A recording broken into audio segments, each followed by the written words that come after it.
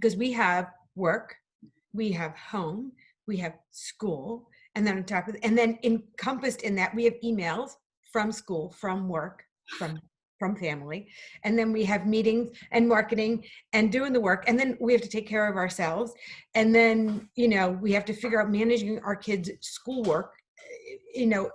Like I have never been involved in my kids' schoolwork until now. Like I would be like, do your homework? Good, great, it's awesome. And with COVID hanging over everything, everything we used to do doesn't work anymore. No, right? No, it's totally true. So, but I do have to give you a shout out because of you, I now know about Asana. Because of you, I now know about Meet Edgar. And I know we're going to talk about these programs, but I think I cannot stress enough the importance of talking to friends. And telling them, listen, this is an issue I'm encountering. And then Alisa said, oh, you've got to think about Asana. Try out Asana. And I'm like, Asana? What are you talking about? And then she walked me through it. So it's really, really important to sort of rely on your network as well when you're talking about, look, I'm encountering this issue. What's the way around it? I can't agree more. Everything that I learn, it's because I belong to Facebook groups or I talk to other peers in my industry. And actually, a lot of times I get answers for things from other industries and then apply it to mine. So that was... So let's talk a little bit about so you're a business owner with numerous employees and you're coordinating sort of workflow and client contact and all of that balanced with your night job, mom and wife, right? So let's start with the first topic of meetings. Mm-hmm. How do you handle sort of staying on task? If there's one thing that's the worst thing about group meetings is they can just run away. What do you do to keep people in check? So we have a weekly check-in every week, but there's an agenda that goes with it and it has increments of time.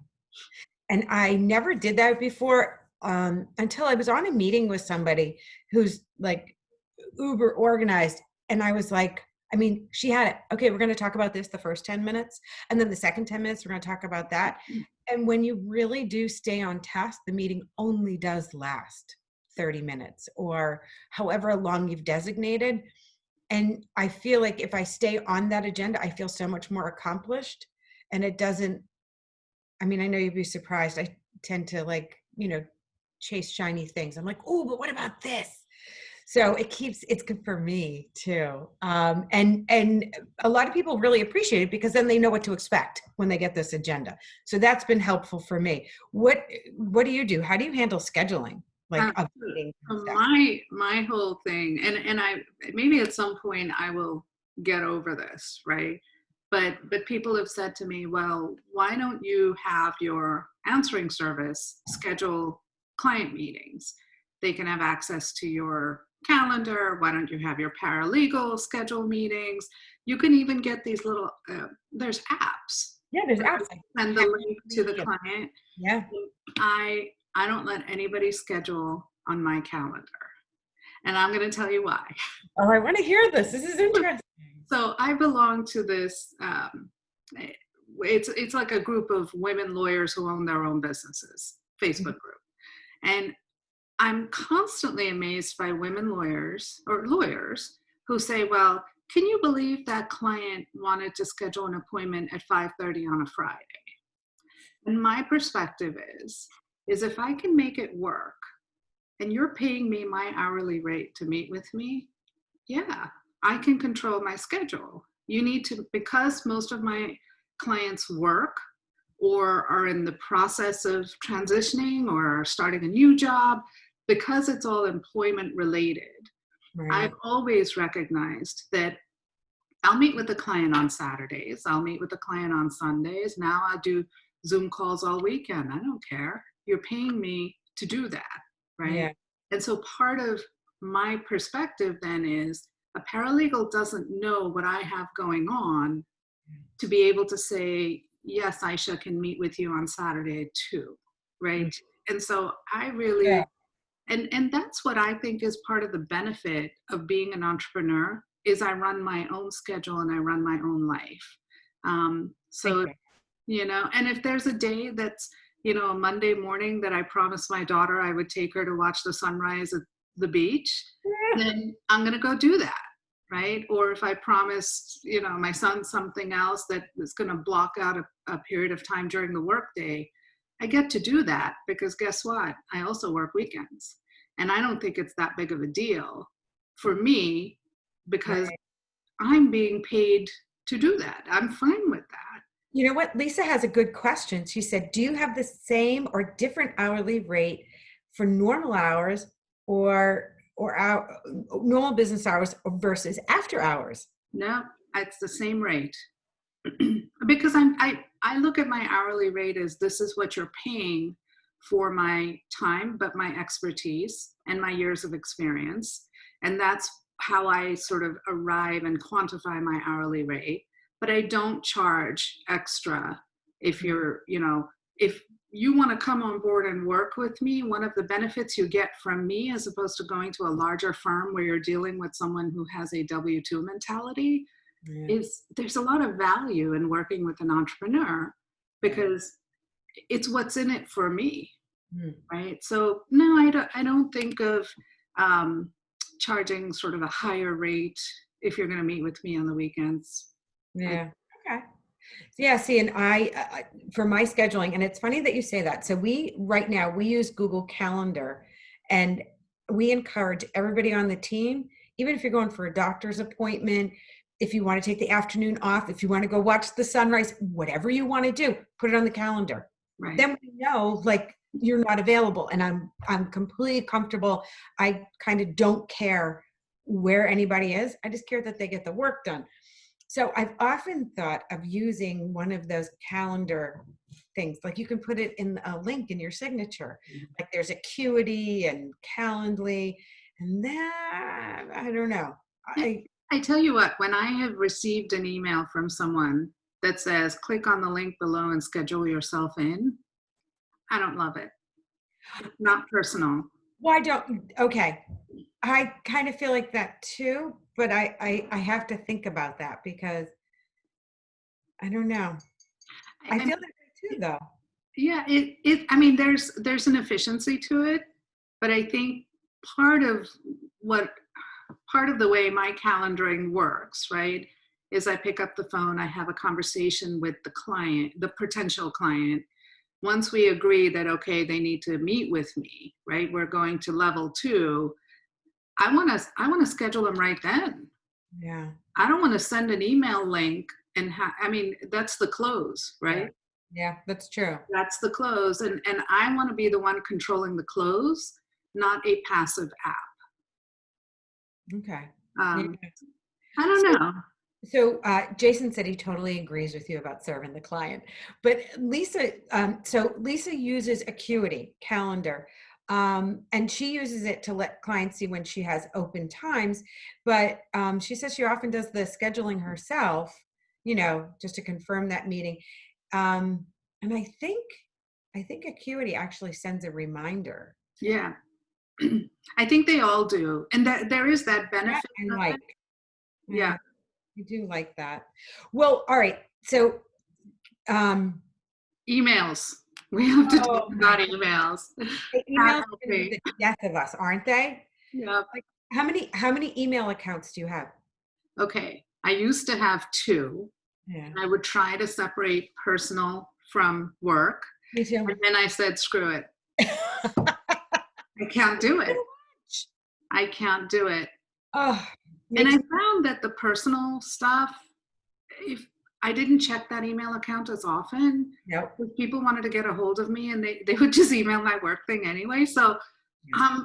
since I'm the boss, I don't have to worry about. Now it's different if you're in a W-2 environment. You absolutely want to separate your personal from your work emails. Yes. But it's me. Yeah. So yeah, no, I will tell you my problem, and you're going to tell me how to fix this because this is it, Alyssa. Okay.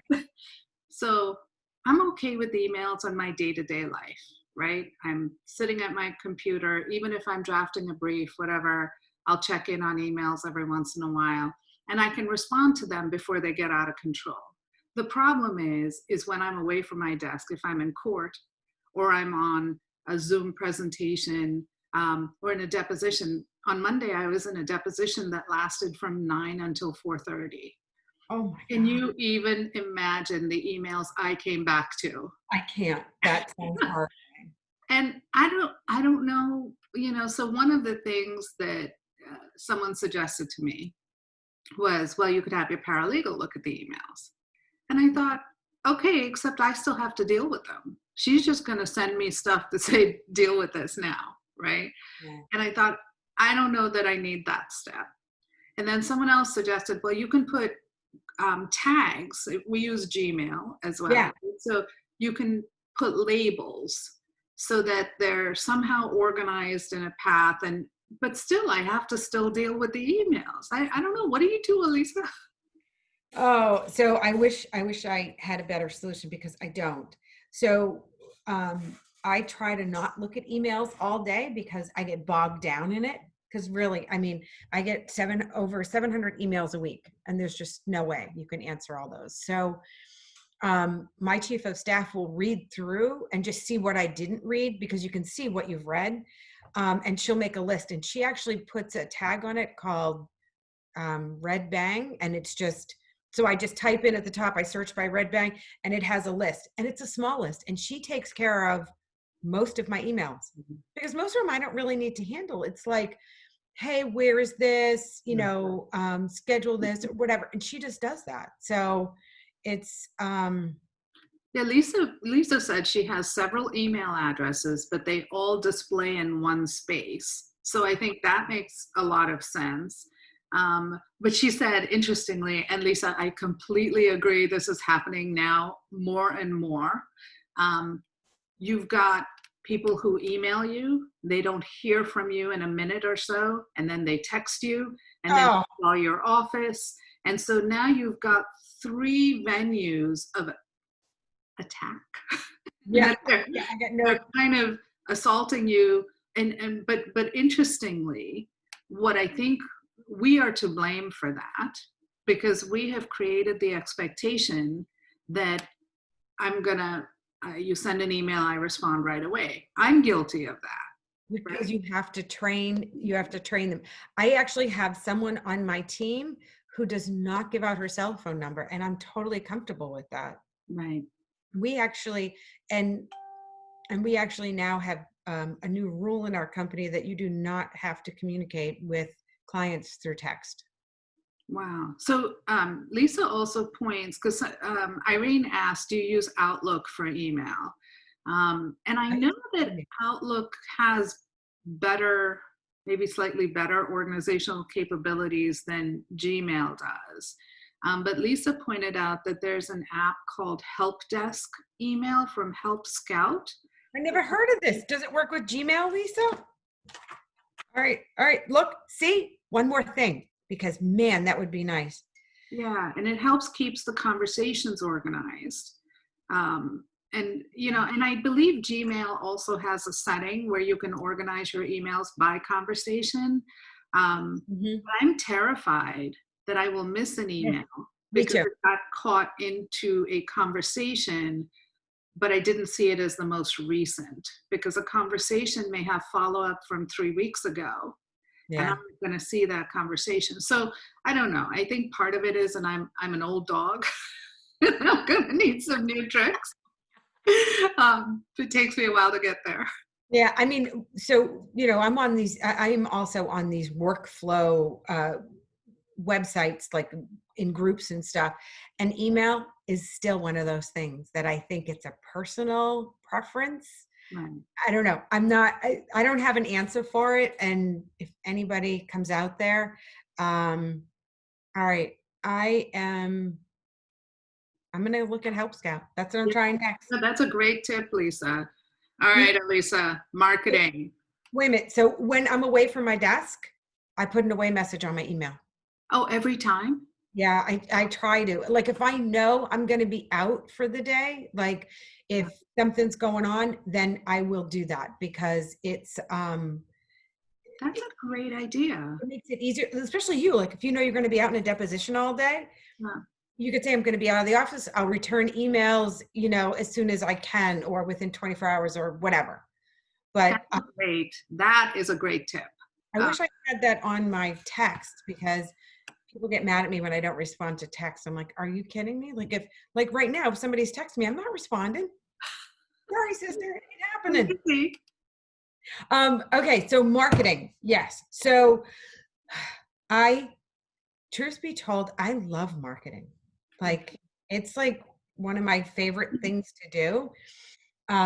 So I started this. I Someone introduced me into this program called Meet Edgar, and I really really like it. And I told Aisha about it because I was amazed at this woman in our industry who posts all the time and who's very popular, and she doesn't have anyone doing her marketing. It's just her, and she uses Meet Edgar, and so she you can schedule all these posts. You can go to your favorite place where you get information from and it'll send a feed in and you can just pick articles and schedule them. You can also bring in outside stuff. So our digital marketing manager Danielle, she creates posts all the time and she uploads them, whether they're just sayings or quotes or pictures of our team or whatever, anything like that. So what what are you doing?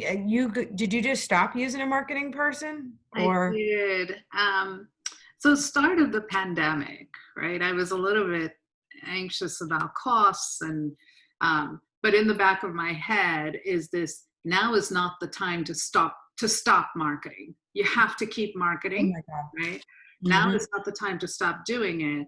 But I really had to sort of question, is the marketing person doing what I need them to do, right? Yes. So what I need somebody to do is not, um, I discovered over the past 6 months that with tools like Meet Edgar and Constant Contact, and sort of scheduling your posts for different times, you can handle that yourself, right? Yeah. I don't need to be paying somebody $500 a month to handle the scheduling, right? It, Right. it just I was in that like pre-pandemic panic mode, like, oh my God, what is business even gonna look like? Yeah. So what I then realized is what I need a marketing person to do is something I'm not ready to hand off yet. And Hmm. that is to draft the content. Now, unlike you, Alisa, I don't love marketing, don't love the process, don't love what I have to do. So what I do is I schedule appointments for myself on my calendar. Yeah. So Saturday morning at 11 is draft a blog time. And I'm Oh, a few weeks ahead on blogs that I've already scheduled to go out in Constant Contact and on Meet Edgar, so that I can always stay ahead of that, 2 or 3 weeks ahead, 4 weeks ahead. But honestly, like if I don't put it on my calendar and schedule it as a task that has to be accomplished, I won't do it. no. Um, and over the past 6 months, I will tell you, I have become someone who is, for lack of a better term, slave to my calendar. Like if it's on my calendar, I will do it. Good I will. for you. That's great. I mean, you have to. I mean, part of it is in my head the most unpleasant thing I have to do, but I'm okay with doing it. So, um, Um, so Lisa had a question, she said, everything on Meet Edgar, is it evergreen stuff? The nice thing about Meet Edgar is you can do something that is evergreen, or you can do something that is, important right now, and you can have it only appear once. right.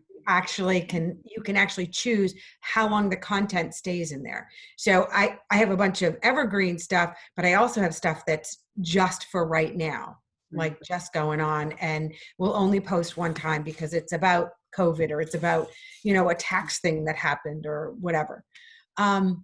It's funny when you're you're awesome at marketing, because I do schedule stuff and then something else happens and I don't get it done. Like every Monday morning, I'm supposed to do Meet Edgar, and it almost never happens Monday morning. It'll happen at some point, but it doesn't happen Monday You morning. know what? Change the schedule, because Yeah. Monday mornings are not the, Now. I mean, Monday morning is like putting out fires, right? Yeah. And figuring out what your week looks like. Um, that's kind of, I threw my marketing stuff onto the weekend because I thought, hey, I may not be in the mood to work on a case or draft a brief, but I can do the marketing stuff sitting in my PJs with a cup of coffee on my back deck. Ah, see, I like that. That's why I like marketing. That's what it looks like. Yeah, PJ's coffee on your back deck. I like that. that's right. Um, so, all right. So this goes into the next thing I wanted to talk to you about, was like scheduling, getting work done. Like, so you are a slave to your calendar. I actually like that. I think it allows you time to do things. Do you block off time for nothing? Do you block off time to just think, or like, do you, like, I I don't know. I don't. So what I do is on my calendar, and I have to do this because otherwise I would get sued for malpractice, is when I get in a brief from, someone files a motion. I know that I have 16 days to oppose that motion, and my opposition is due on so and so day, and I will calendar all of those timelines, and then I calendar reminders. So your opposition to, this case brief is due on Thursday, but that reminder is on Monday. And then Right. there's one on Tuesday, right, that says draft today. And then when it was a pre-electronic filing days, you would draft needs to be mailed by today to make sure it gets to the courthouse on time. So I will schedule all of that. And then the in-between times, the white space on my calendar is me, right? But Alisa, you've got a team of people that you assign work to. But at the end of the day, you're still the chief cook and bottle washer, right? Yeah. Oh, absolutely. So I take blocks of time, and I will block off to get like all my tasks done. And I actually do use that time for quiet time. Like, I have my best ideas when I am doing nothing. And I actually make sure that I do some type of exercise. I usually try to do it first thing in the morning, because otherwise it's not going to happen. Oh my I, God, I have to tell you a funny story. So this is about, you need to schedule, but you also need to be in tune with yourself. Right? So I've been trying to be better about exercise, right? And I realized that I absolutely like working out in the morning because you've checked the box, it's done. You have a huge bank of energy now. You move forward with your day. I also then realized that I needed to schedule like 20 minutes after my exercise was done, but before I got in the shower, because if I got in the shower right away, I was still too warm and like still sweating. And I could only share this on, obviously, Because in they're a a close public friend. forum, right? But I thought, you know what, that is the funniest thing, because then when you do your hair and makeup, it's not quite the same. No, And no, you can't get on a conference call, 20 minutes after that no. and not look crazy. But I wanted to answer Lisa's question. Lisa says, do you use Asana for repeating tasks and project scheduling? And I Absolutely. absolutely do. And in fact, the thing I loved about Asana is you can create workflows. And Yeah. so you can populate your project, which is my case, with, different, first do this, then do this, then do this. And it's really, really efficient. And so you're creating templates. Yeah.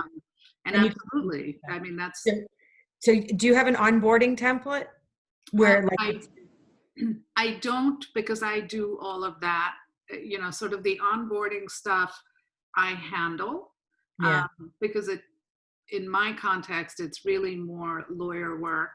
And then the non-lawyer work is like a couple minutes of setting them up in the billing program. Right. And I can handle that. But I do have templates for once I hand off on discovery to my paralegal. There's certain tasks I do, and then there's certain follow-up tasks she has Hmm. that kind of interplay really well in Asana. Yeah, we have a whole system set up for onboarding clients, and it gets assigned to different people. So like I do the initial call, and then I'll send out the proposal, and then as soon as it gets signed, we actually use Zapier, Mm. which is, so once the proposal gets signed, it connects with Gmail, and they get an email right away that says, please let us know sometimes we'd like to schedule a kickoff call. And then it also sets them up in QuickBooks, and it creates a project in Asana, all from signing the proposal. It has Wow. all zap, zap, zap. I'm like so excited. So it really does. And then everybody gets different assignments. So then we assign the lead person to create the agenda, and everybody has to read through all my notes. And hopefully I've done really good notes, so that they can learn about the client. They have to research the client's website. They have to do all these different things. Our social media person has to follow them on social media, make the team aware of these are all the social media sites that this person's on, and all these different things. So I love, love, love that, because it makes it scalable, by using this program, and it really saves it. Nobody ever drops the ball. Do you know what I mean? Because there aren't steps that are missed, because everybody's assigned to stuff, and you can see, and everybody can see everybody else's part, which I Right, kind of like, because then they go, oh, wait a minute, why hasn't she done this yet? right. So So listen, Alisa, because you have saved my life with tips, we're going to move to this last part. I don't want people to leave without this tip. Okay. okay. So we were talking about personal lives and Yeah. scheduling. How the heck do you make time for yourself?